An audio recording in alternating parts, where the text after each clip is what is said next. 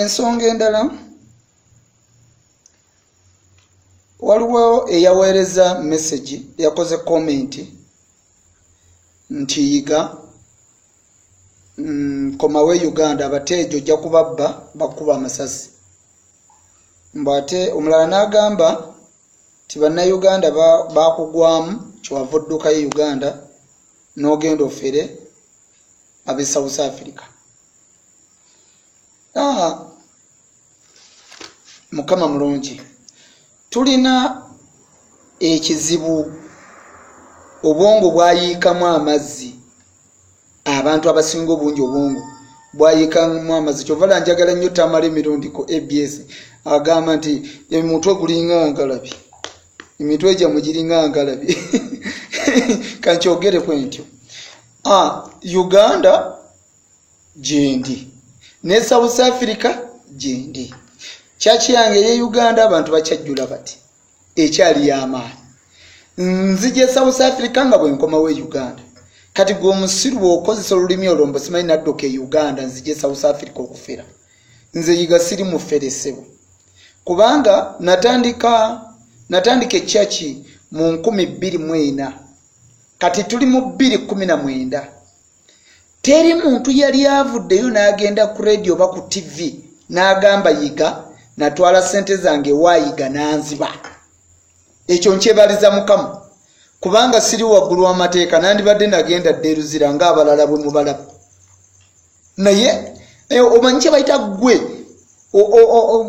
kankuyite musiru ggwe ayogera nti yiga mufere omanyi kye bayita okusumba ekkanisa emyaka 15 nga teri muntu yali avuddeyo n'agenda ku radio ba ku TV n'agamba yiga yantunze ennyumba yiga yantunze emmotoka yange yiga yanfera sente. So Bible bwegamba nti mu nju ya Mukama tuli baana kitegeeza tulina okweyagala mu nju ya Mukama era kati olaba natandika system eyo eyajolifa toerabidde ng'abantu bajja n'ebizibu byabwe mbawa chance ne bagenda mu line ne basimba chu okiwulidde kakati omuntu ono bambi buli omuwa chance n'ayogera ebizibu by'okuva ku ntobo y'omutima gwe kimusumulula era abantu batandika kati raba ulira ebintu bye boogera mu church kugamba era obutamanya bukyabakuumira nnyo emabega omuntu buli wayogera ekizibu kye waba badde agenda nakwetta naye bw'afuna abantu bakisharingako nabo nakyo mu lujjuddawo kiwusumulula omutima gwe tiwali muntu gwe baforcinga kujja mu layini kugamba yokamoni kati ate nagenza okulaba ennaku zino nga n'abasumba babasinga obungi kati nga babikoppa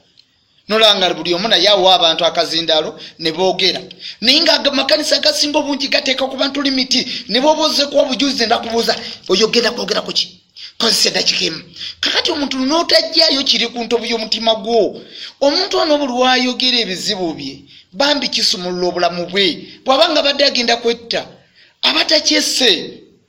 okiwulidde ekkanisa is not a prison ekkanisa si ntaana ekkanisa si prison nti abantu munina kubeera obe muti ekkanisa tulina okusekako ekkanisa tulina okubukira Mukama kivuna nti abalokole twajja ne system eyo ey'okukuba ebidongo mu church y'okubuuka ya attracting abantu bangi ne bajja mu church kati gwe nawe oba okuba endongo mu church nange eyiyo njiyite ebbaala nti eyo si ekkanisa that is a bar oba disco place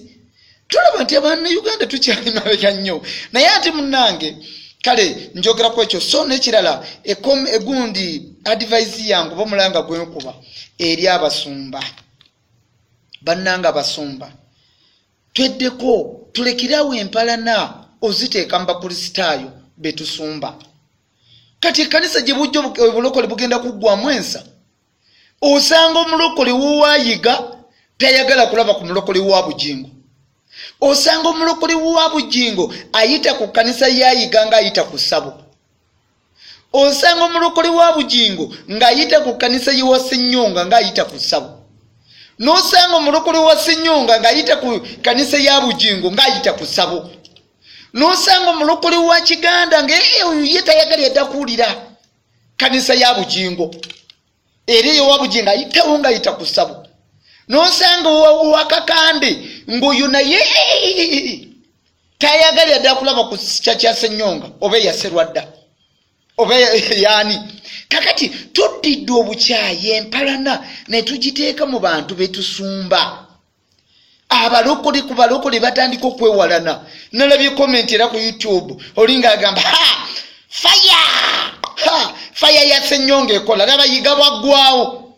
yiga ekiwuka kimutwala fire ya Ssenyonga ekola. Kati nentunuuli obusiru bw'omuntu ng'oyo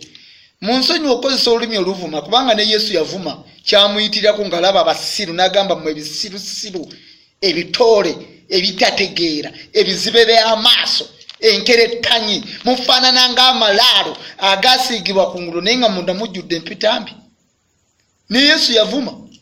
Kakati bwe ntunuulya omusiru ng'oyo bw'ogamba nti faya ya Ssenyonga enjokyezza mbw era nzigwawo kati oli mulokole nabaki bw'obanga ogamba nti mwe musomesa okusonyiwa nti toyagaliza mulabewo kibi kati gwe obonjagaliza omuliro olwo kugawolekera ddala nti Uganda kaneesokereko yiga waabwe kugamba simanyi obwongo bulimu amazzi tukkiriziganye okaddiyo omutwe tuula mpawaali nenya okiwulidde so sirina bingi nnyo byakwogera naye nga kyekyo kyengezako balaga nti abasumba empalana kale zibeera mu basumba zituzeesigaliza empalana zaffe ng'abasumba naye abalokole tetubalaga banaye abakristaayo tuleme bayingizamu omutima ogw'obukyayi. Nze njogera lwatu abasumba oba abalokole bange abantu abasabire wange omutima gwange mugufu nayitibwa Mukama sikugira abantu bange kusabira wonna w'oyagala. Bw'owulire wa bugingo nga waliyo overnight oba olukuŋŋaana genda osabe wa bugingo. I don't have a problem with he kubanga nze mukkiririzaamu nti musajja wa Katonda. Bw'owulira olukuŋŋaana lwonna waakakande genda osabe wadde nti yiga kyakiwa yiga ye kyakiyo yiga ye musumbawo naye bw'owulira waakakande nti waliwo ku lusedi genda osabe. I don't have any problem with Samuel Kakande. Nze nzikize nti musajja wa Katonda kubanga agamba mulokole wa Katonda musumba gye yalokokera saaliyo Katonda gye yamutumira saaliyo. Kati gwe bw'oba omukola kyomukubamu ebituli it's up to you gwamanyi. Ewa Ssenyonga oba wali olankyawa genda osabe. I don't have a problem with that kubanga nze omuntu gw'empalana gwempuliramu obusungu ye muntu ave wange n'agenda mu ssabo. Kati awo mpalana awo sikiwagira era simwagala naye ne bw'ove wange n'ogende w'omusumbaani oba mbonye ne bw'oba ng'onjogerako binene bwe biti naye azironga azogenze mu kyaki simpa that ekyo nze kimala kubamba mmanyi osigadde mu mubiri gwani gwa Kristo. Tuleme kusiga nsigo mbi mu bakristaayo betusomba. Nsaba Mukama bawe omukisa bwe muba mwagadde ebigambo byange.